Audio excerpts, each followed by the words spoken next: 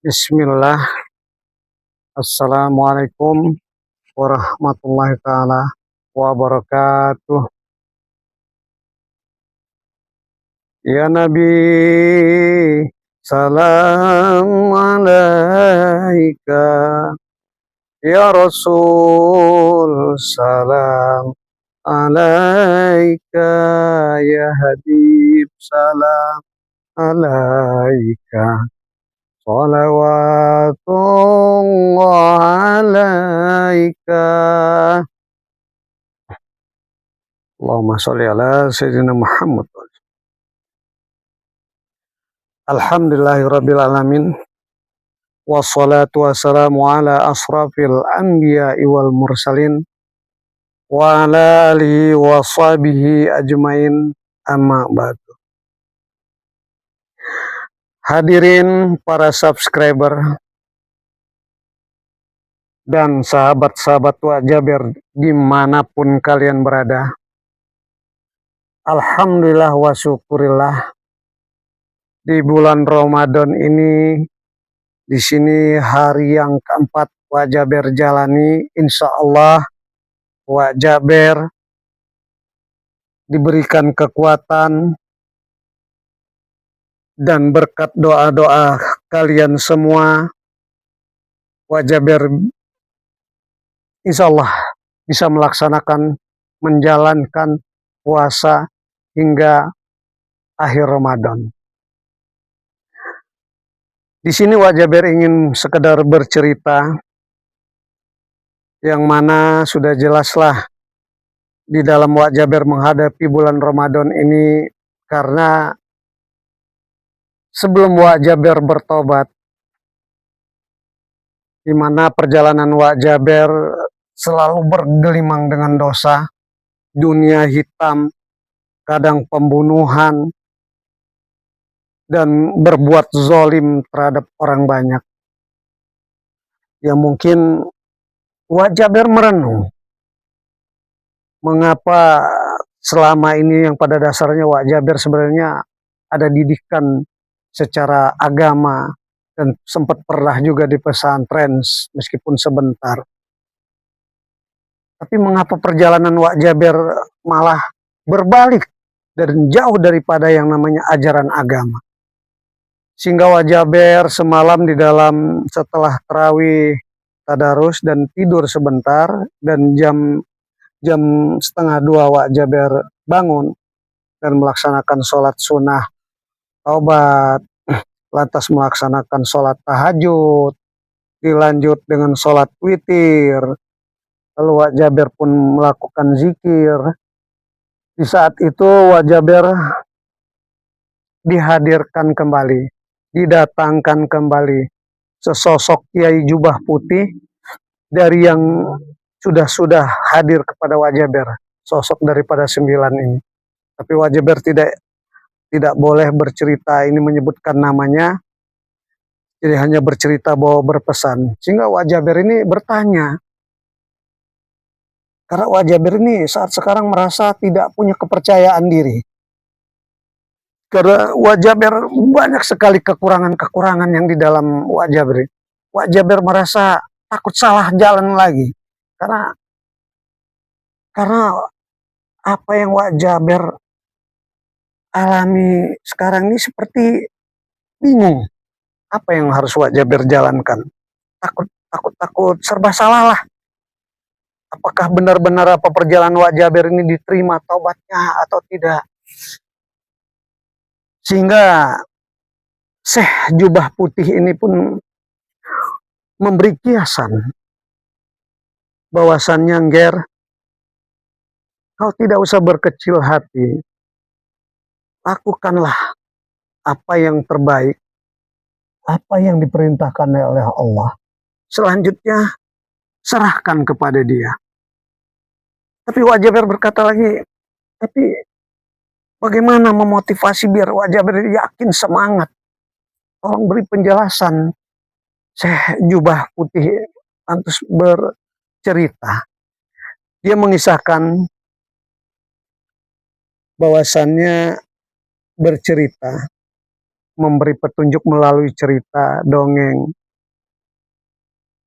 Dia bercerita ada sebuah toko memasang iklan di depan tokonya bahwasannya toko ini menjual anak kucing yang umurnya kurang lebih itu 5 bulan, yang memang lagi lucu-lucunya. Mungkin dipajang foto-foto anak kucing itu, ada 4 ekor di depan toko itu.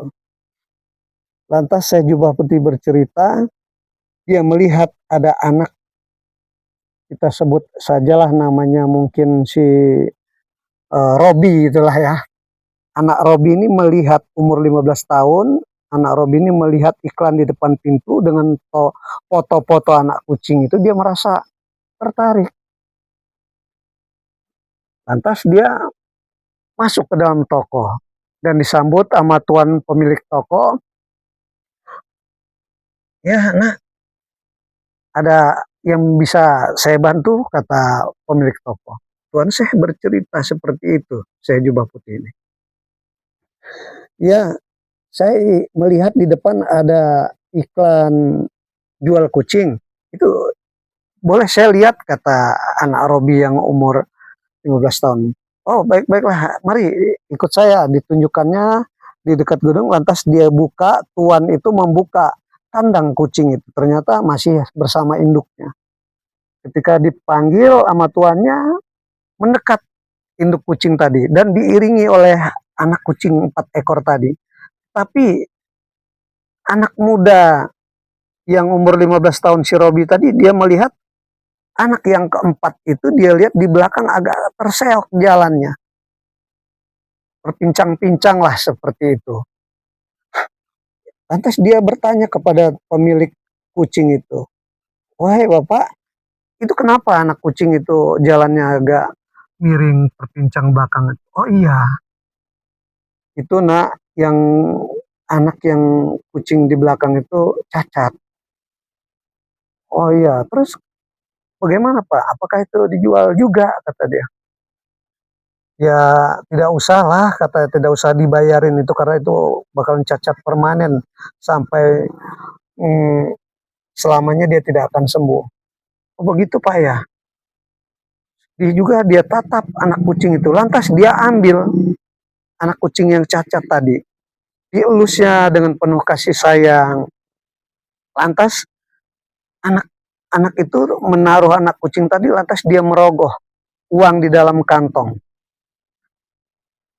Tuan Syekh langsung kembali bercerita, menceritakan anak muda yang 15 tahun tadi, si Robi, mengeluarkan uang. Dihitungnya ternyata ada uang cuma 280.000 rupiah. Kurang lebih seperti itu. Sedangkan harga kucing itu berkisar 300 sampai 500.000 rupiah. Atas dia tanya lagi kepada tuan ini, "Tuan, saya akan membayar anak kucing yang cacat itu. Tapi uang saya cuma hanya 280.000. Sisanya besok saya akan antar. Bagaimana tuan?" Tertegunlah pemilik toko. "Untuk apa kamu membayar kucing yang cacat itu? Dia cacat dan tidak akan sembuh." Lantas anak itu dengan berkata, lantas dia membuka tali celana, dia turunkan dari kolornya itu, dia lihat di sebelah kirinya pinggang itu agak agak tendap ke dalam. Ternyata anak bayi itu menunjukkan kecacatannya. Terkaget itu pemilik toko, merasa, "Maaf, maaf, saya tidak bermaksud menyinggung anak," kata dia, "karena saya tidak tahu." "Oh tidak apa-apa," kata anak si Robi tadi. "Bahwasannya begini pak, saya pun sama cacat seperti itu, dan saya pun tidak lincah, tidak dapat berlari, tidak dapat berlincah seperti anak-anak yang lain. Jadi saya berharap bapak mau menjual anak kucing yang ini, tetapi besok saya cukupin." Lantas sang pemilik toko bingung. Akhirnya dia ambil anak yang kucing cacat tadi, diberikanlah kepada anak tersebut.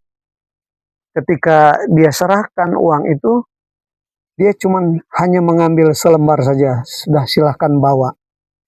Ternyata kucing itu pun dapat rezeki dalam penaungan anak tersebut. Dan anak itu pun membeli kucing itu dengan tidak harga yang segitu. Cuman hanya 100.000 saja.